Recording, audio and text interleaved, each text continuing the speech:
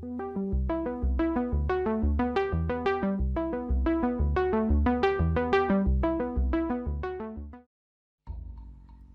ලංකාවේ ප්‍රධානතම ස්ථානයක් හිමිවන පළාතක් වශයෙන් දකුණු පළාත හඳුන්වා දිය හැක. මෙහිදී අනිකුත් පළාත්වල මෙන් දැකිය නොහැකි දකුණටම ආවේනික වූ වැදගත් සන්ධිස්ථාන කිහිපයක් හමුවේ.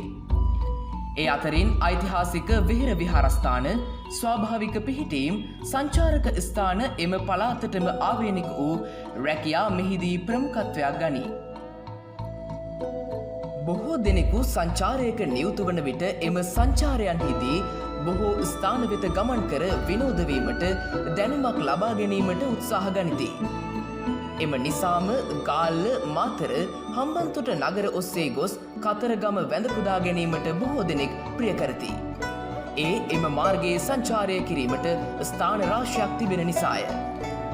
කතරගම පුරවරේ සංචාරයක නිරත වන විට ඔබට ගමන් කළ හැකි එම ස්ථාන පිළිබඳව සංචාරක සටහන් ගෙන ඒමට SL වීනස් සංචාරක කණ්ඩායම තීරණය කළේ සංචාරක ඔබට යම් දැනුමක් ලබා දීමේ අටියෙනි.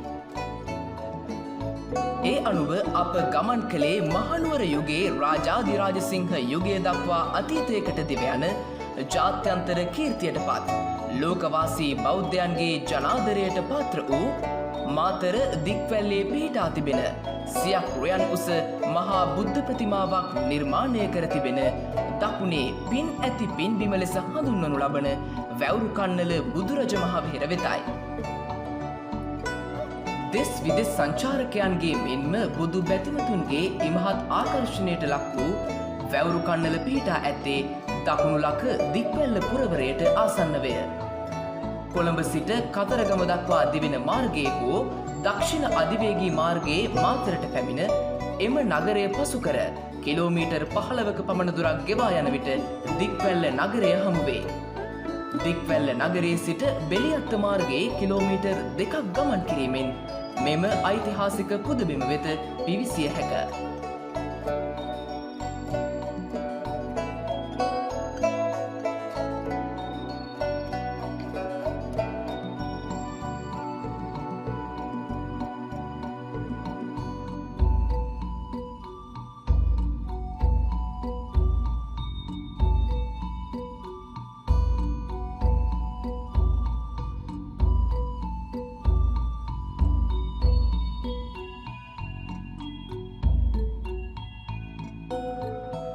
එකල වැව් දෙකකට සමීපව පිහිටි කුඩා කඳු ගැටයක් මත ගිමන් හලක් පිහිටා තිබූ නිසා වැවුරුකන්නල නම ව්‍යවහාරයට පැමිණ තිබේ.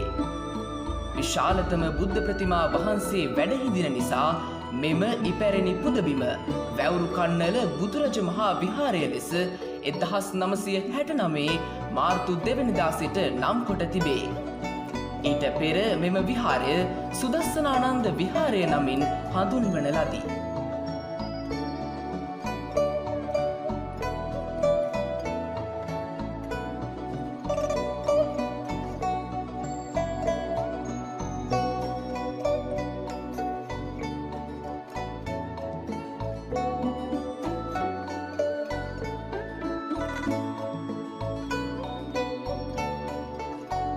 වැවුරුකන්නල බුදුරජ මහා විහාරයේ ඉතිහාසය මහනුවර යුගයේ රාජාධිරාජසිංහ යුගය දක්වා දිවයයි. එම රජතුමාගේ මඩකුඹුර වාසල දේවියගේ පුතා වැවුරුකන්නල පිහිටි ඉපැරණි ගිමන් හලෙහි භික්ෂූන් වහන්සේ කෙනෙකු ලෙස වාසය කොට ඇත. මහනුවරින් දුර ප්‍රදේශයක එලෙස වාසය කොට ඇත්තේ ආරක්ෂාව සඳහායි. උන්වහන්සේ රජකුමාර හිමි ලෙසද ප්‍රදේශයේ ජනතාව විසින් ආමන්ත්‍රණය කළහ. රජකුමාර හිමි බුරුමයෙන් මෙරටට උපසම්පදාව රැගෙන ඒමට වැඩම කළ භික්ෂූන් වහන්සේලා සත් නමගෙන් එක් නමක ලෙසද සැලකිනි. දික්වැල්ල සුදස්සනානන්ද විහාරයේ ආරම්භය සිදුවන්නේද උන්වහන්සේගෙන්ය.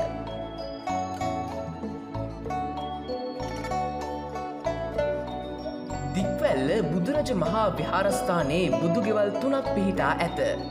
ඒ අතරින් පැරණිතම බුදුගෙය ඉදිකොට ඇත්තේ 1870 වර්ෂයේදීය.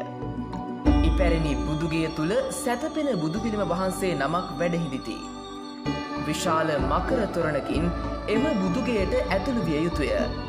බුදුන් වහන්සේගේ සහ අග්‍රශ්‍රාවකයාණන් වහන්සේලාගේ පිළිමද මෙම විශාල බුදුමැදුරේ නිර්මාණය කොට ඇත. ඊට අමතරව ජාතක කතා මෙන්ම බුද්ධ චරිතයේ විවිධ අවස්ථාද සිතුවම් කොට තිබේ.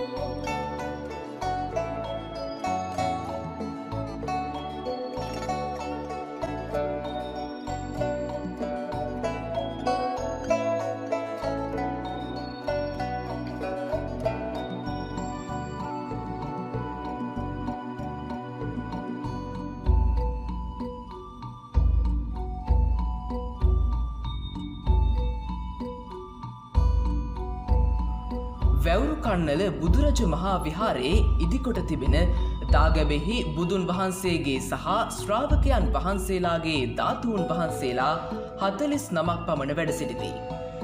එසේම ඉපැරණි දේවාලයක් සහ සීමා මාලකයක්ද මෙම පුදබිම සතුව පවතී.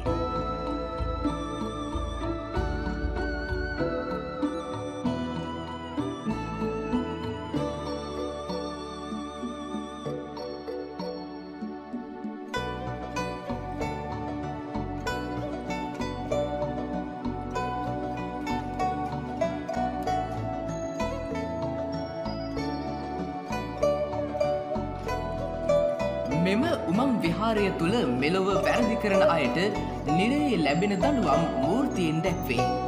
යකුන් වැනි බියජනකදේ දුටු විට බියවන දරුවන් මෙම යමලොව සිතුවම් සහ පිළිම නැරඹීමට රැගෙන නොයාමට වග බලා ගැනීම නොවනට හුරුය. මන්ද එම මූර්ති එතරම් බියකරුය.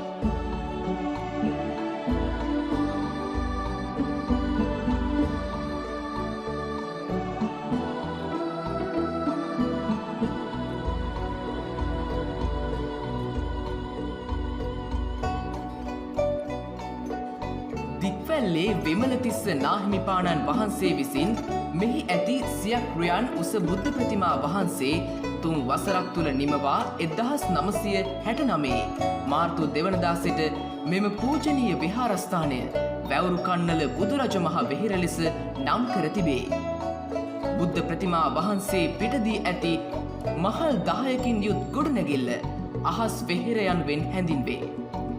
මෙහි ඇතුළත බිත්තිවල විචිත්‍ර සිතුවම් වලින් යුක්ත අතර මෙම ගොඩනැගිල්ලේ මුදුනට පිවිසි විට හාත්පස ගම්පියස මැනවින් දර්ශනය වේ.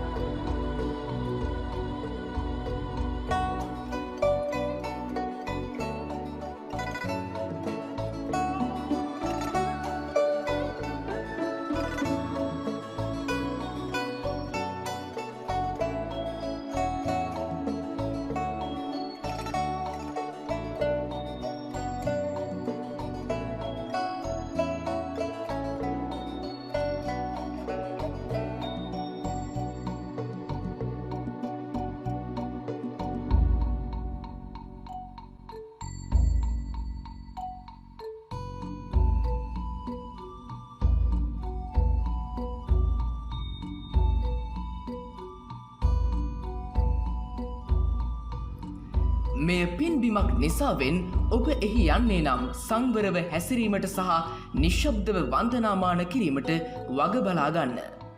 එමෙන්ම භූමිය අපිරිසුදු වනසේ පොලිතීන්, ප්ලාස්ටික් බෝතල්, හඳුන්කුරු පෙට්ටි, ආහාර ද්‍රව්‍ය තැන තැන නොදමා අපද්‍රව්‍ය බහලන ස්ථාන වෙත දමන්න. එමෙන්ම කුඩා දරුවන් එහි තිබෙන මූර්තිවලට බියවීමට ඉඩකඩ ඇති බැවින් ඔවුන් රැගෙන යාමේදී ඒ පිළිබඳව සැලකිලිමත් වන්න.